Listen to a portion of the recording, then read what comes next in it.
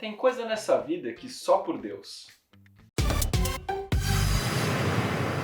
Fala galera, aqui é o Bose e esse é o Bose na Tela. O vídeo de hoje é sobre o recurso narrativo Deus Ex Machina. E se você tá aqui, é porque você se interessou. Certo? Então, roda a vinheta. Deus Ex Machina tem origem no grego antigo, e mais especificamente nessa palavra aqui. Θύμηχαν σίγμα Θεός. A tradução para essa frase que a gente acabou de ouvir em grego é Deus surgido da máquina. Esse recurso de roteiro tem esse nome porque ele surgiu na Grécia Antiga, no teatro grego, e na época muitas dessas histórias acabavam sendo finalizadas com um ator vestido de uma figura divina descendo no palco para encerrar a peça, encerrar a história que estava sendo contada. Mas enfim, você deve estar se perguntando que Katsu é o Deus surgido da máquina, o que é o Deus Ex Machina. De maneira bem resumida, um Deus Ex Machina é uma solução mirabolante, uma situação inesperada que foge da expectativa para conseguir concluir uma história ficcional. Atualmente a definição mudou um pouquinho do que era na época da Grécia Antiga, mas basicamente a essência do recurso continua o mesmo. Quando você vê por aí falando que tal filme usou o Deus Ex Machina, quer dizer que um personagem, um acontecimento ou um objeto que não havia sido mencionado na história até aquele momento surgiu só para conseguir resolver uma situação que parecia muito mirabolante, parecia impossível de ser resolvida com os elementos que o filme tinha apresentado até aquele momento.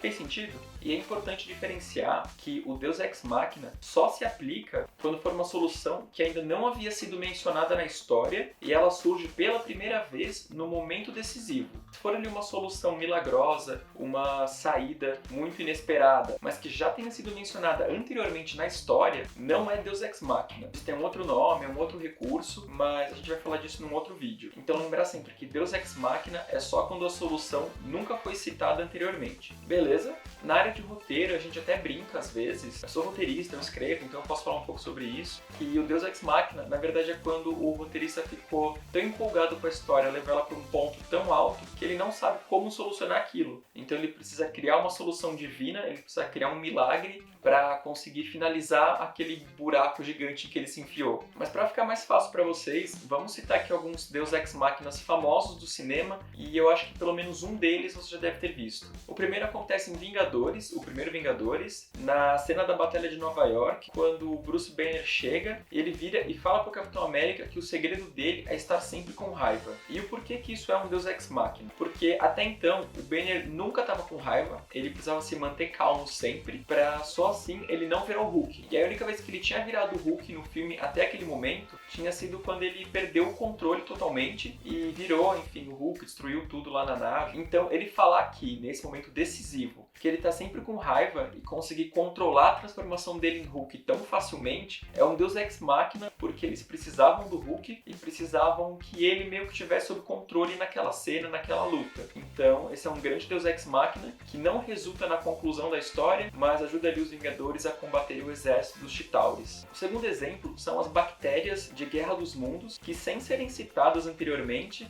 acabam sendo responsáveis por matar os aliens e ganhar a guerra a favor do nosso planeta. Você nunca foi apresentado direito às bactérias, elas nunca foram mencionadas propriamente no filme, você não imagina que elas vão ser as responsáveis pela vitória, e aí quando tudo parece perdido e quando você vira e fala, tá, a humanidade vai perder, o roteirista tirou essa solução milagrosa do nada e plantou ali pra falar, e a gente ganhou porque eles não resistem às nossas bactérias. E aí no caso, esse é um Deus Ex Machina que está diretamente ligado com a conclusão do filme. O terceiro Deus Ex Machina que eu trouxe aqui pra vocês é o Gandalf em O Senhor dos Anéis, O Retorno do Rei. Depois que o Frodo e o Sam destroem um anel, eles estão ali cercados por uma erupção vulcânica, prestes a morrer, e aí do nada o Gandalf aparece montado nas águias e fala, eu vim aqui salvar vocês, uhul! Pega eles, põe nas águias e vai embora. Você não tá esperando que o Gandalf vá aparecer com as águias, porque não faz muito sentido, mas ele tá lá, ele aparece, ele salva a galera pra ficar tudo bem, tudo bonito e fim do filme.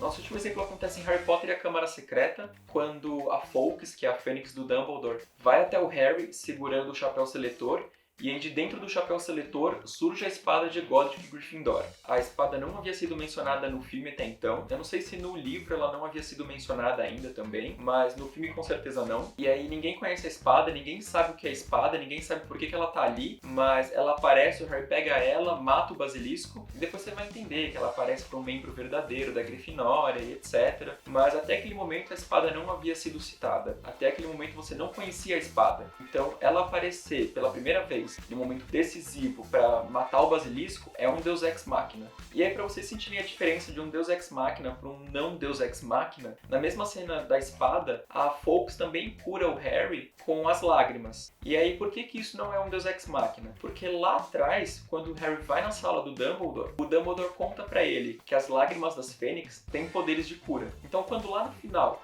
a Fawkes chora no machucado do Harry e cura ele, não é um Deus Ex Machina, porque lá no passado já havia sido estabelecida essa regra e lá no passado já havia sido mencionado que isso era possível, ao contrário da espada que nunca havia sido citada.